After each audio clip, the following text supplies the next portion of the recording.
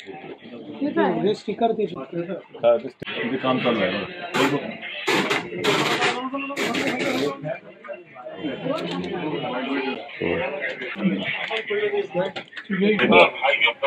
Bharatiya Janata party म्हणजे ही कुठल्या पद्धतीचं ह्याची परवानगी इलेक्शन कमिशन दिलेली आहे का? ऐकलं का? म्हणजे लोकशाही आहे का काय आहे कुठल्या पद्धतीने चाललेलं आहे हे याचं कळलं पाहिजे. कसं बघा आम्ही ही जी रेड घातलेली आहे हे बीजेपीने पूर्णपणे मायावी तंत्राचा वापर करून फसवणाऱ्या पद्धतीने लोकशाहीची थट्टा उडवण्याचा प्रयत्न केलेला आहे.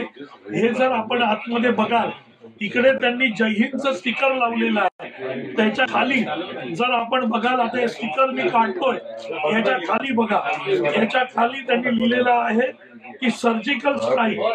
सर्जिकल स्ट्राईक याचा अर्थ असा सर्जिकल स्ट्राईक हे बघा हे सर्जिकल स्ट्राईक याच्या पाठीमागे लिहिलेलं आहे बघा.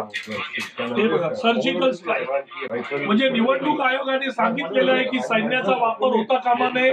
सैन्याचा वापर कोणत्याही प्रचारासाठी करता कामा नये. इकडे तर धडधडीत सर्जिकल स्ट्राईक म्हणजे जणू काही मोदीजी या सर्जिकल स्ट्राईक मध्ये सैन्याच्या रूपात हमला करायला गेलेले अशा प्रकारे दाखवण्याचा प्रयत्न आहे.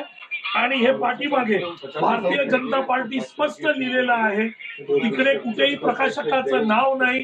अशा प्रकारे लोकशाहीची थट्टा उडवून निवडणूक आयोगाला किंमतच नाही अशा प्रकारचं वागणं या बीजेपीचं चालू आहे.